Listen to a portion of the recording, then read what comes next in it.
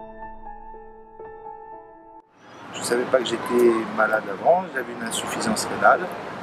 Je suis allé à l'hôpital pensant avoir une gastro-entérite et finalement, rien ne fonctionnait. Le parcours, il a commencé en 2010 suite à un petit accident de voiture, rien de grave. Mais bon, je me sentais un petit peu fatiguée, un petit peu fébrile. Là, le médecin m'a trouvé 22 de tension. Donc le médecin traitant a voulu savoir pourquoi j'avais cette hypertension aussi importante. Et il a décidé donc de chercher principalement au niveau des reins. Et effectivement, suite à un écho-doppler et à une exploration rénale, on a découvert que j'avais des reins atrophiés, donc les deux reins atrophiés. Et donc là, mon médecin traitant m'a envoyé chez Corinne Passeron, néphrologue à Cannes, hôpital de Cannes, et qui donc a mis des mots sur ce que j'avais, sur la maladie que j'avais, à savoir l'insuffisance rénale. Jamais malade, toujours prêt à exercer mon métier avec bonheur et puis activité intense. Maladie un petit peu sournoise car on ne sent pas les effets de la ni douleur, on ne sent pas les effets de la maladie. Et le jour où mon généraliste m'a demandé de consulter un néphrologue, on s'est aperçu que j'avais une insuffisance rénale. Les patients ne se rendent pas compte qu'ils ont une insuffisance rénale. Ils se sentent fatigués, il peut y avoir de l'hypertension associée. Il va chez son médecin traitant qui lui prescrit un bilan, et dans ce bilan, il y a des marqueurs en faveur d'un rein qui commence à être fatigué. Il va confier ce patient à un néphrologue et ce néphrologue va voir avec lui la conduite à tenir par rapport à ses débuts d'insuffisance rénale.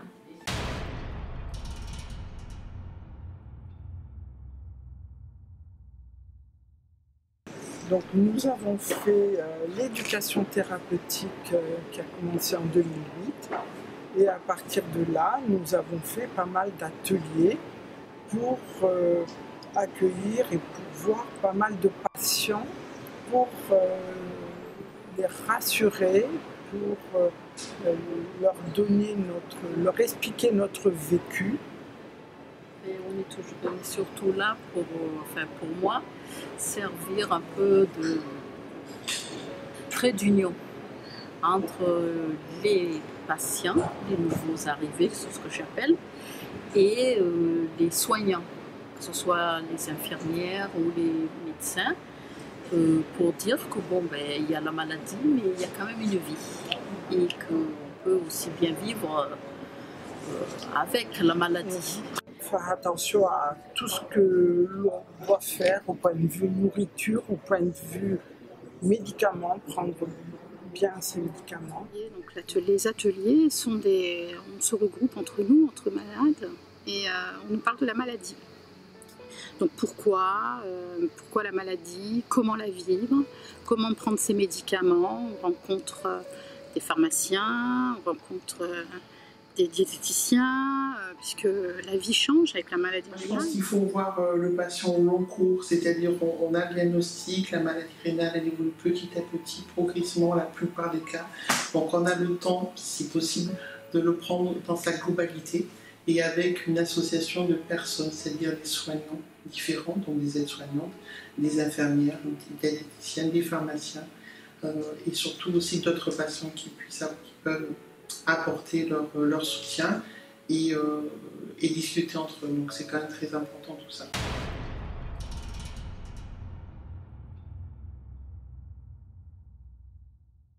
La dialyse, ça quand même, ça empêche de mourir. C'est dur, mais alors on est vivant. C'est une vie professionnelle qui est amputée, c'est une vie familiale, si on a une famille, c'est dur à faire accepter aux autres. Professionnellement, c'est compliqué parce qu'on a des horaires fixes, on va dire de 2 jours, donc c'est impératif.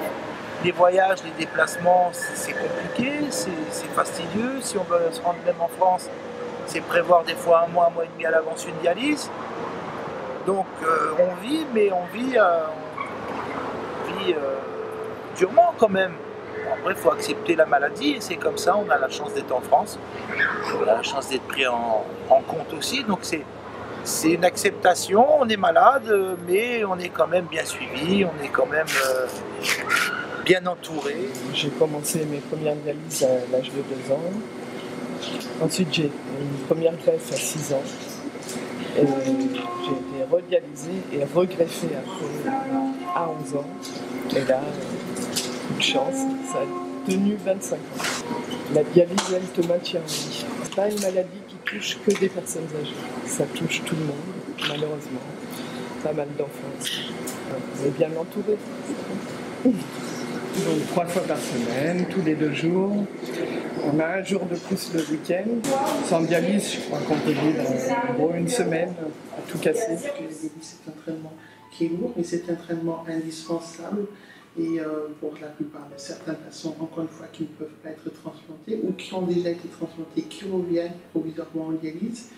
Et c'est la vie aussi, quoi. Je pense que c'est une vie qui est différente, mais c'est aussi une vie.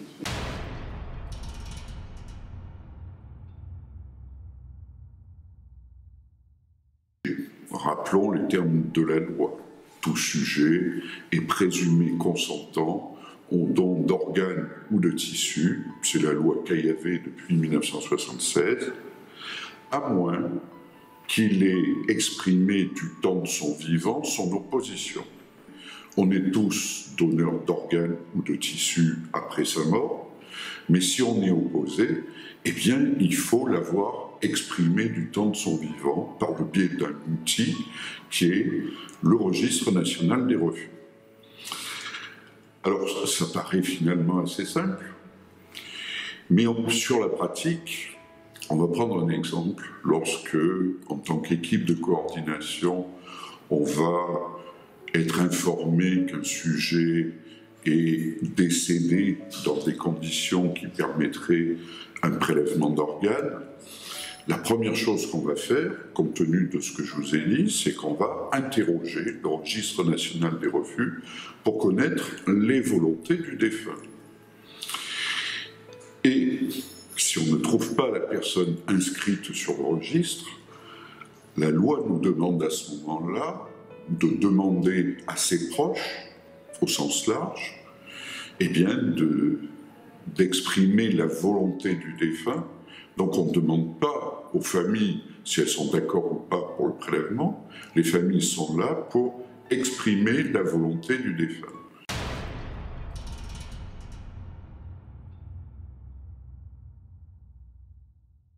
Tout sujet, de son vivant ou décédé, est un donneur potentiel. Aujourd'hui, le prélèvement d'organes est possible à tout âge. Chez l'enfant, il faut bien sûr l'autorisation des parents ou des tuteurs. Et il n'y a pas de conditions de santé à remplir pour être donneur. Tout patient, même sous traitement médical ou ayant des antécédents médicaux lourds, peut être un donneur. Il y a plusieurs types de donneurs, le donneur vivant et le donneur en mort encéphalique. En France actuellement, la majorité des greffes sont réalisées à partir de donneurs en mort encéphalique. Et la mort encéphalique, c'est un état très particulier. C'est le cerveau est mort, mais le cœur bat. C'est-à-dire tout ce qui est trauma crânien, accidents vasculaires cérébraux. Donc le cerveau meurt, c'est terminé, il récupère à jamais. Le cœur va s'arrêter de battre dans un second temps. Mais on a un moment comme ça de quelques heures où on peut prélever les organes qui sont perfusés.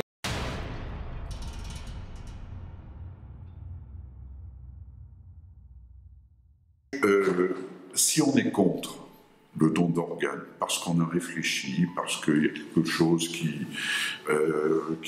ne correspond pas à notre philosophie, à notre pensée, etc., eh bien, il est très simple de se positionner sur le Registre national des refus. Les familles peuvent culpabiliser si il n'y a pas eu le sujet n'a pas été abordé auparavant. Donc la décision leur revient sans que le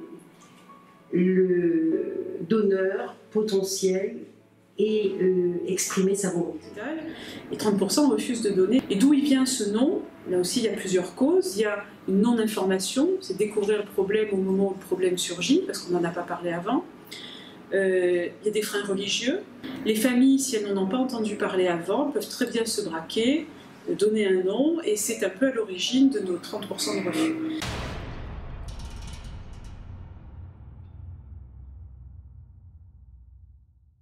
Donc, cette journée du don d'organes, elle est là pour dépassionner le débat, en parler de façon calme, avec tous les renseignements possibles, pas dans l'urgence, pas dans l'émotion, pas forcément de façon trop technique non plus, parce que ça déshumaniserait quelque chose qui est au contraire très humain et qui est du don, et qui est donc spécifiquement de l'humanité et de l'humanisme, pour parler de cela, et que les gens se positionnent de leur vivant, soit en refusant, ce qui est leur droit le plus strict. Il faut savoir que bon, le don, il suffit de le dire maintenant. Tout de suite. Là, voilà. Prenez votre téléphone et vous appelez un de vos proches, à quelqu'un pour préciser que vous êtes donneur. Voilà. Il suffit de le dire pour sauver la vie de quelqu'un. À plusieurs personnes. Parce que nous sommes greffés rénal, mais sur... il y a le cœur, les poumons. Voilà, il y a plusieurs organes et donc automatiquement on peut sauver jusqu'à 6 personnes. Voire plus. On est toujours sur un doute, et le doute c'est quelque chose de... c'est horrible de vivre avec un doute. Être sûr et avoir des certitudes, je crois que c'est le plus important. Peu importe qu'on soit pour ou contre, finalement, je crois qu'il faut dépasser ça. Mais si on le dit avant, comme on dit, voilà, moi quand je serai mort, je veux être incinéré ou je veux être enterré, ben, je veux être donneur ou je ne veux pas donner.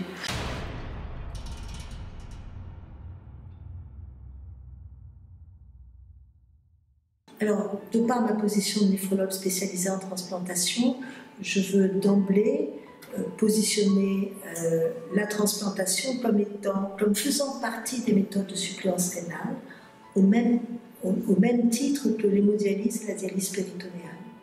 Mais par rapport à l'hémodialyse et la dialyse péritonéale, je pense sincèrement que c'est la meilleure méthode de suppléance à l'échelon individuel et à l'échelon collectif.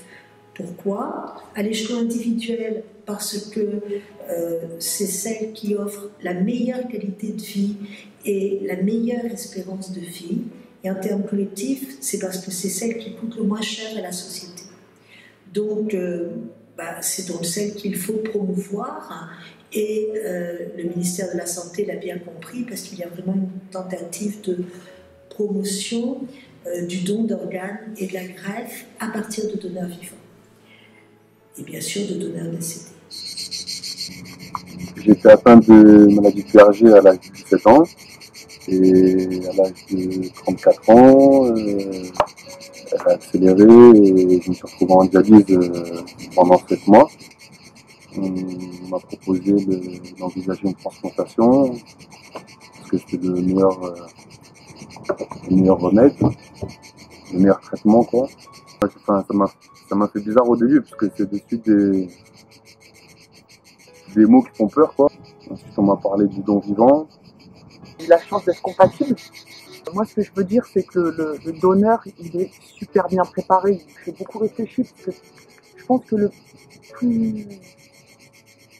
plus dur pendant tout ce parcours ça a été d'essayer de convaincre que j'allais lui donner.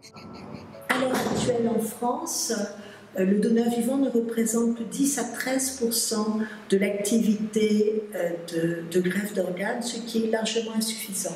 C'est vraiment une activité qui doit se développer.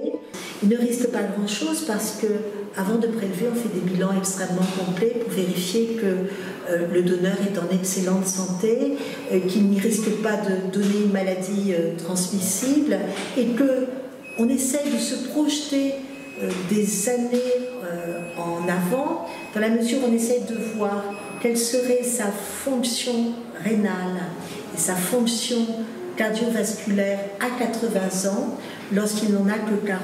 On essaye de se projeter pour ne faire courir aucun risque, même tardivement.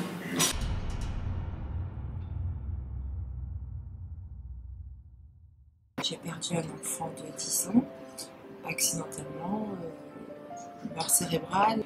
Donc très vite, j'ai pensé qu'il fallait que je donne pour sauver justement, puisque c'était impossible pour mon fils d'être sauvé. Donc j'ai pris la décision d'aller rencontrer les médecins et de leur dire que j'étais d'accord de faire ce magnifique don, parce que pour moi ça reste un don d'amour et magnifique, qui après par la suite m'a fait comprendre que ça a donné un sens certainement au départ de mon enfant.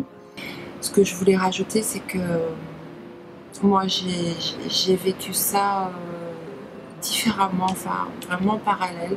J'avais le décès, le chagrin, et puis le don à côté qui m'a permis peut-être de me raccrocher à quelque chose, me dire bon, mais il y a des familles qui vont vivre. Moi, je suis dans le malheur, mais il y a des enfants. En l'occurrence, c'était des enfants pour moi, donc je sais que il a sauvé 5 enfants quand même. On est bien accompagnés, on nous explique tout très bien. Puis voilà, on m'a rendu mon enfant comme il était parti, ça aussi, il faut le savoir. J'ai rien vu, ni des pansements, ni des mutilations. On a rendu son corps comme j'avais quitté, quoi. L'équipe de coordination hospitalière a pour mission l'organisation du prélèvement. Elle assure l'information aux familles.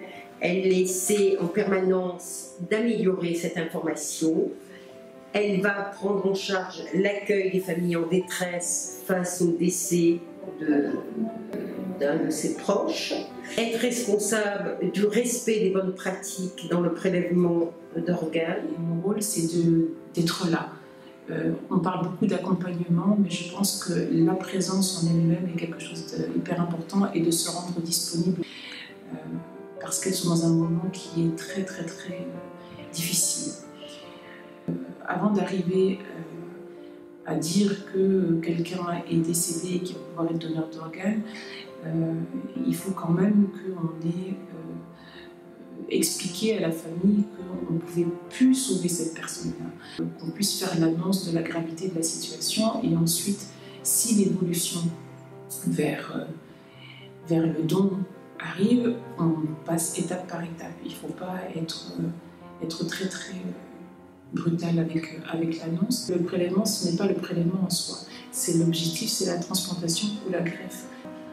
C'est juste permettre à d'autres personnes d'aller un peu mieux, et pour certaines de survivre.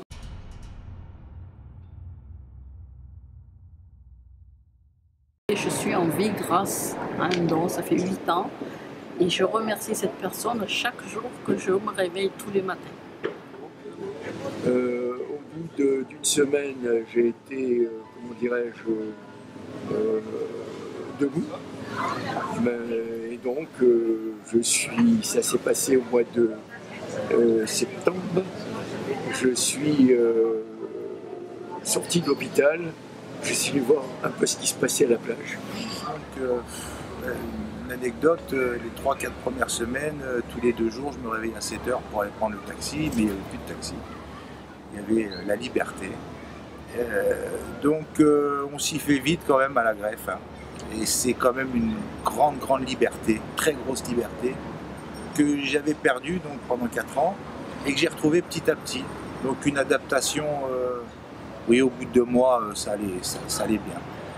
Donc ce qui m'a permis de remener une vie normale, c'est-à-dire de remonter une entreprise dans l'activité que j'avais initialement avant de tomber malade. J'ai fait un enfant. Je tenais aussi à remercier mon donneur et sa famille. Des projets aujourd'hui, évidemment, plein la tête. Évidemment, tout ce qu'on avait mis de côté, tout ce à quoi on ne veut pas penser, parce qu'on ne sait pas si on y arrivera au bout. J'en ai plein. Alors ça commence par le travail.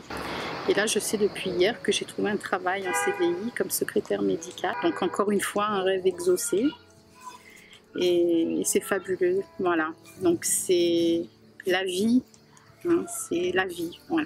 Les choses normales, on va dire, pour les personnes. Pour nous, c'est quelque chose d'extraordinaire parce que pendant un temps, c'est quelque chose qu'on n'envisage plus. Très souvent, les patientes qui sont en hémodialyse posent la question de la grossesse. La grossesse est possible après la greffe, après un an de greffe. Ça se passe volontiers, très bien, dans la mesure où il y a une surveillance attentive. On utilise les médicaments immunosuppresseurs qui ne posent pas de problème vis-à-vis du futur bébé, ni de la mère d'ailleurs. Et donc, la greffe rend possible la procréation et la venue d'un joli petit bébé. Un projet fou. On voudrait faire le tour du monde avec les enfants. Ouais.